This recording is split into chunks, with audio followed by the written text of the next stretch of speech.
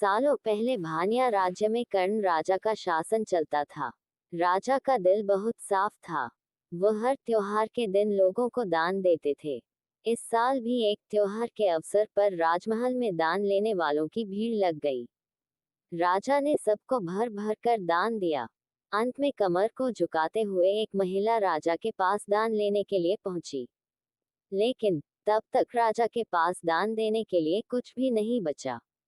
राजा ने तुरंत अपने गले से हीरे का हार निकालकर उस महिला को दे दिया। वह महिला राजा के सिर पर हाथ फेरते हुए आशीर्वाद देकर चली गई। अगले दिन राजा अपने बगीचे में बैठकर सोच रहे थे कि मेरे जीवन में एक पुत्र की कमी है। भगवान ने मुझे सब कुछ दिया लेकिन पुत्र सुख पता नहीं क्यों नहीं दिया। तभी राजा के गोद में आकर एक आम गिरा। राजा इधर उधर देखने लगे। उनके मन में हुआ कि आखिर यह आम मेरी गोद में आया कैसे। तभी कुछ देर बाद उन्हें बहुत सारी परियां दिखीं। उन सभी परियों में से एक नीली आंखों वाली परी राजा के सामने आए और बोलने लगी कि इस आम को अपनी पत्नी को देना। यह आम तुम्हें पुत्र रत्न देगा। इसे खाने के 9 महीने बाद ही तुम्हारी पत्नी मां बन जाएगी। वैसे तुम्हारे भाग्य में पुत्र सुख तो नहीं है, लेकिन तुम दिल के साफ हो और बहुत दानी हो, इसलिए तुम्हें ये सुख मिला है। बस ये सुख तुम्हें सिर्फ 21 साल तक मिलेगा। जैसे ही तुम्हारे बेटे की शादी होगी, उसकी मौत हो जाएगी। राजा ने दुखी मन से नीली आंखों वाली परी से पूछा, क्या इसका कोई उपाय नहीं है? परी ने कहा, राजन, कल मैं कमर झुकाते हुए एक साधारण महिला के रूप में तुम्हारे दरबार में दान लेने के लिए आई थी। देखो, जो माला तुमने मुझे दी थी, वो मेरे गले में है। तुम्हारे इसी कर्म और दूसरों की मदद करने की भावना के कारण मैं तुम्हें पुत्र का आशीर्वाद देने के लिए आई हूँ। लेकिन तुम्हारा बेटा 21 साल से ज्यादा नहीं जी पाएगा। फिर भी तुम उसकी मौत होते ही उसे एक संदूक में डाल देना। उसके बाद संदूक में 4 दही के घड़े रखना और बीच जंगल में लाकर छोड़ देना। इतना कहकर नीली आंखों वाली परी वहां से ओझल हो गई। राजा ने महल जाकर सारी बात अपनी पत्नी मैथिली को बता दी और उसे आम खाने के लिए दिया। राजा की पत्नी ने आम खाने के ठीक 9 महीने के बाद एक पुत्र को जन्म दिया। बेटा होने की खुशी में राजा ने बहुत बड़ा जश्न रखा। जश्न के बाद बेटे का नाम देव रखा गया। होते होते राजकुमार देव की उम्र 21 साल की हो गई। उसके विवाह के लिए प्रस्ताव आने लगे। राजा ने एक बुद्धिमान लड़की वत्सला से अपने बेटे की शादी करा दी। शादी के कुछ ही दिनों के बाद नीली आंखों वाली परी की बात सच हो गई और राजा का बेटा देव मर गया।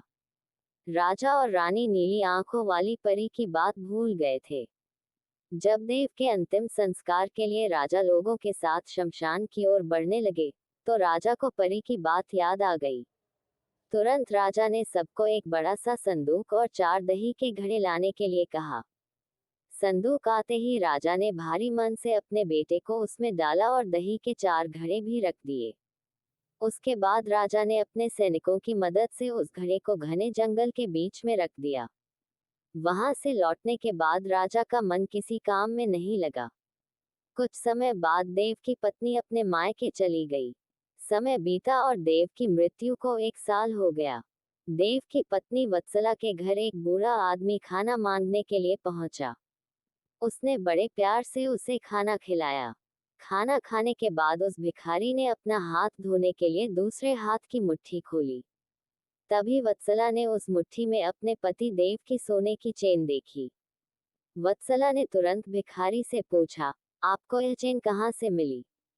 यह मेरे पति की है, जिन्हें संदूक में बंद करके जंगल के बीच में रखा गया था। भिखारी ने डरते हुए कहा, हाँ, मैंने ये चेन उसी संदूक से निकाली है। वत्सला ने कहा, आप डरिए मत। मैं सिर्फ उस जंगल तक जाना चाहती हूँ, जहाँ मेरे पति का संदूक रखा है। भिखारी ने कहा, वह भयानक जंगल है, मैं आपको वहां तक नहीं लेकर जा पाऊंगा। हाँ, आप चाहो तो मैं आपको उस संदूक से थोड़ी दूर ले जाकर छोड़ सकता हूँ। वत्सला तेजी से भिखारी के साथ जंगल तक पहुंची। घने जंगल से पहले ही भिखारी वहां से चला गया।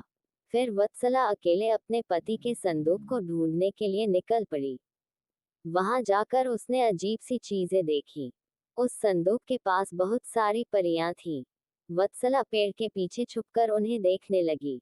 वत्सला ने देखा कि सारी परियों के बीच से एक नीली आंखों वाली परी आए और उसने संदूक में एक लकड़ी देव के मृत शरीर के सिर के पास और एक पैर के पास रखी। तभी देव संदूक से बाहर निकल आया।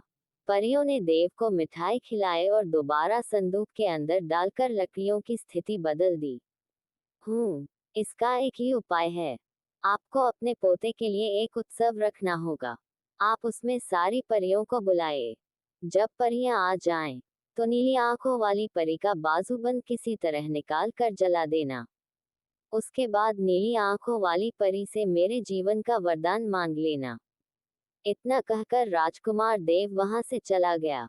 उसकी मां ने दुखी मन से उसे विदा किया। कुछ ही दिनों में रानी माइत्री ने अपने बेटे देव के कहे अनुसार जश्न रखा और सारी परियों को भी बुलाया। सभी जश्न में डूबे हुए थे। तभी रानी माइत्री का पोता रोने लगा। रोते बच्चे को देखकर नीली आंखों वाली परी ने उसे अपनी गोद में उठा लिया। तभी रानी माइत्री ने परी से कहा, देखिए न, इसे आपका बाजूबंद पसंद आ गया है। तभी तो आपके पास आते ही इसने रोना बंद कर दिया।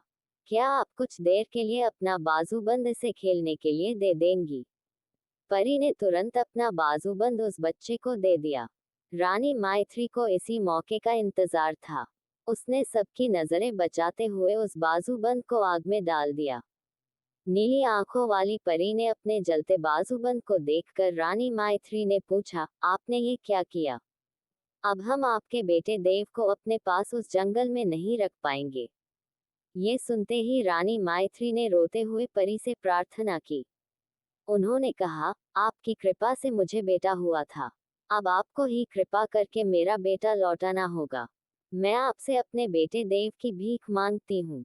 नीली आंखों वाली परी को मां का प्यार देखकर दया आ गई और उन्हें आशीर्वाद दे दिया। परी के आशीर्वाद से राजकुमार देव संदूक से निकलकर घर लौट आया।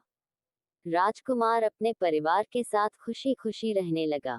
कहानी से सीख, विनम्रता से सबका दिल जीता जा सकता है और सब्र व सही रणनीति से इंसान मुश्किल काम को भी पूरा कर लेता है। Like, comment, share, subscribe. देखने के लिए धन्यवाद।